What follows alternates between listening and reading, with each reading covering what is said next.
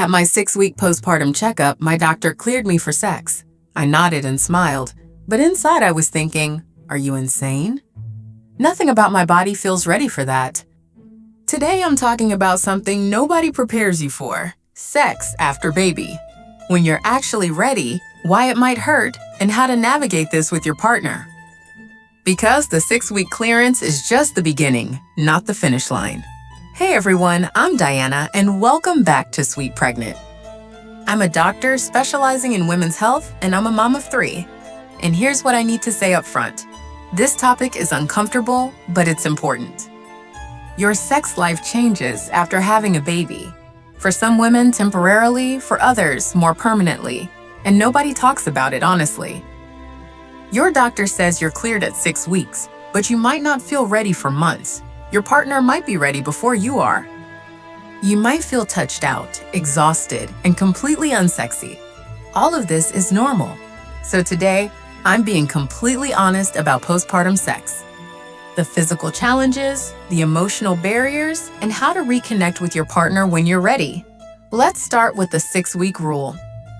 At your 6-week postpartum checkup, your doctor will likely clear you for sex, but cleared doesn't mean ready. Why 6 weeks? By 6 weeks, most women have healed physically from birth. If you had a vaginal delivery, any tears or episiotomy stitches should be healed. If you had a C-section, your incision should be closed and healing well. Your cervix has closed, your uterus has shrunk back down, and your bleeding, lochia, has mostly stopped. From a purely physical standpoint, it's generally safe to have penetrative sex again. But safe doesn't mean comfortable. Your body might be healed enough that sex won't cause damage, but that doesn't mean it will feel good. And it definitely doesn't mean you're emotionally ready. My experience. With my first baby, I was cleared at 6 weeks. We tried having sex at 7 weeks because I felt like I should. It hurt a lot. And I cried afterward, not from physical pain, but from feeling overwhelmed and disconnected from my body. We didn't try again for another month. The truth is, 6 weeks is an arbitrary medical guideline. Some women feel ready at 6 weeks. Many don't feel ready until 3 months, 6 months, or even longer. There's no timeline you have to follow. Let's talk about why postpartum sex can be painful, because this surprises a lot of women. Vaginal dryness. If you're breastfeeding, your estrogen levels are low. Estrogen is what keeps your vaginal tissue moist and elastic. Without it, your vagina can feel dry, tight, and easily irritated. This is the same hormonal state that causes vaginal dryness in menopause. Solution: use lubricant. Lots of it. Water-based or silicone-based lubricants are safe and effective. Don't try to have sex without lube. It will hurt, and it will make you not want to try again. Scar tissue. If you had tearing or an episiotomy, scar tissue can be sensitive or tight. Even after the stitches dissolve and the wound heals, scar tissue can cause discomfort during sex. Pelvic floor dysfunction. Your pelvic floor muscles have been stretched and stressed during pregnancy and delivery. Sometimes these muscles become too tight, hypertonic, as they try to recover, which can make penetration painful. Other times they're too weak and don't provide adequate support. Pelvic floor physical therapy can help with both issues. Yes, this exists, and it's incredibly effective. A pelvic floor PT can assess your muscles and give you exercises to help them heal properly. Perineal sensitivity. Even without visible scarring, the entire perineal area can be more sensitive after birth. Things that didn't hurt before might hurt now. Positioning. Positions that worked before pregnancy might not work now. Your body has changed. You might need to experiment to find what's comfortable. C-section numbness. If you had a C-section, you might have numbness around your incision. This can affect sensation during sex. Some women find certain positions put pressure on the numb area, which feels weird even if it doesn't hurt. The emotional component. Pain during sex creates a negative feedback loop. If it hurt last time, you tense up the next time, which makes it hurt more. This is real and valid. Your brain is trying to protect you. Even if sex doesn't hurt physically, there are emotional and mental barriers that affect your desire and readiness. Exhaustion. You're not sleeping. You're up multiple times a night with the baby. When you finally have a chance to lie down, the last thing you want is someone else touching you or needing something from you. Sleep deprivation kills libido. Being touched out, you've had a baby on you all day, nursing, holding, rocking, soothing. By the end of the day, you don't want anyone touching you, including your partner. This is so common and so normal. Body image issues. Your body has changed. Maybe you still have a belly. Maybe you have stretch marks, looser skin, or larger breasts. You might not feel sexy. You might feel disconnected from your body. It's hard to be intimate when you don't feel comfortable in your own skin. Hormonal changes. Breastfeeding hormones suppress libido. This is by design. Your body is prioritizing the baby, not reproduction. Even if you want sex, your hormones might not cooperate.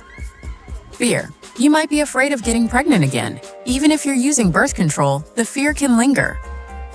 Resentment. This is hard to admit, but it's real. You might resent your partner because they didn't go through what you went through.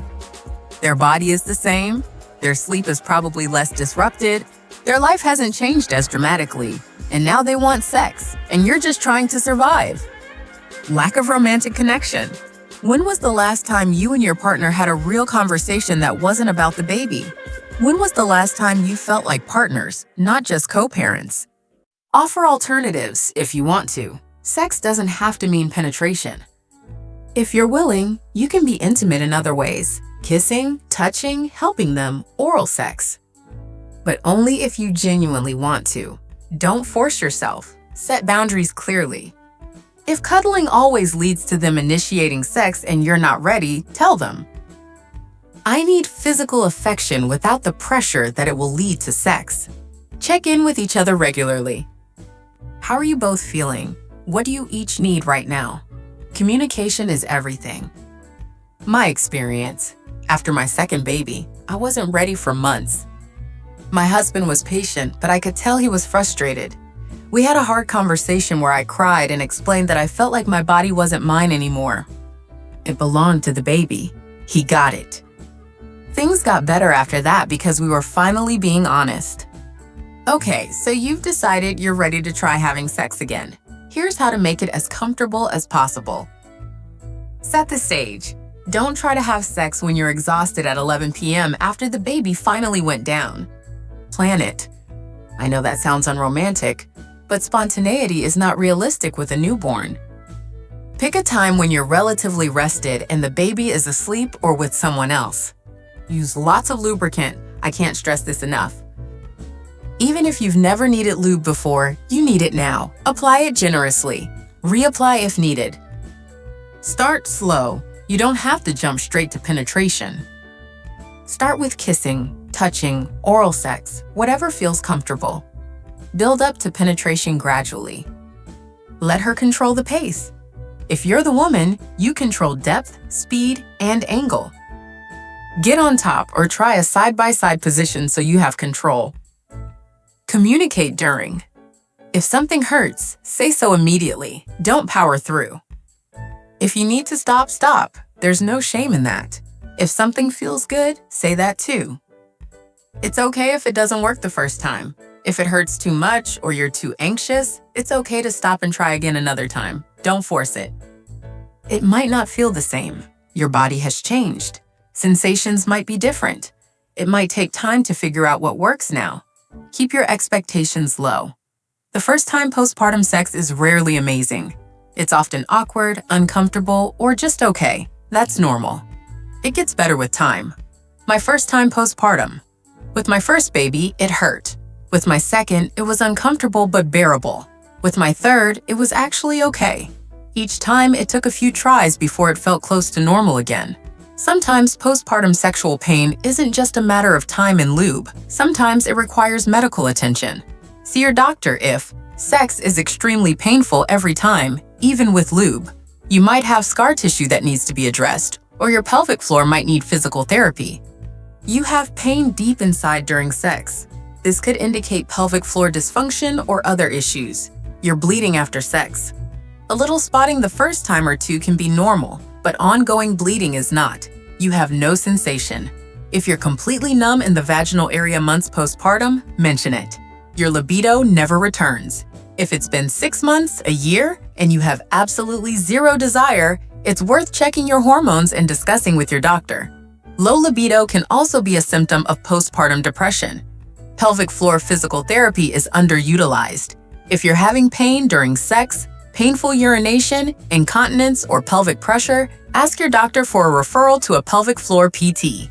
These specialists can do wonders. I wish more women knew about them.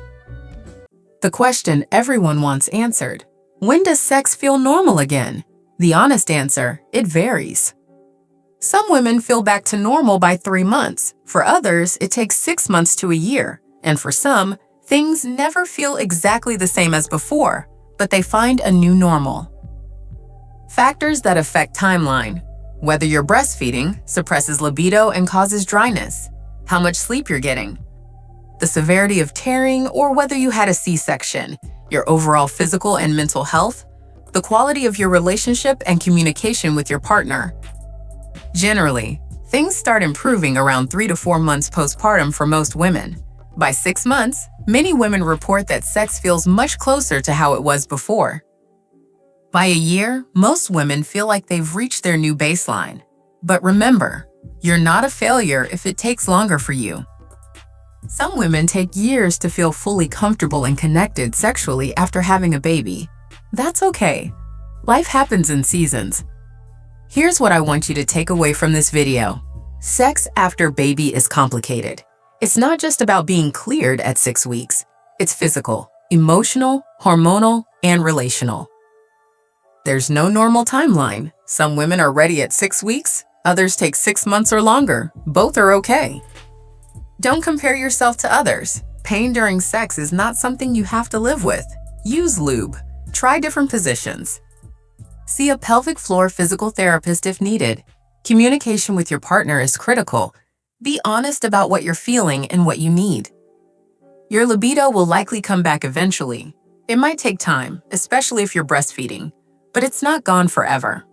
It's okay to prioritize your healing. You don't owe anyone sex, including your partner. Your body has been through something massive. Give it time. And here's the truth. My sex life after kids is different than it was before.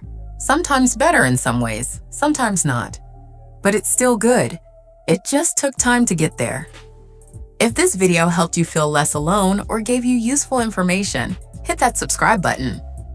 My next video is about how having a second baby is different from your first. Drop a comment. How long did it take you to feel ready, or are you still waiting? Let's normalize all timelines. You're not broken, you're healing, and you're going to be okay. I'll see you in the next one.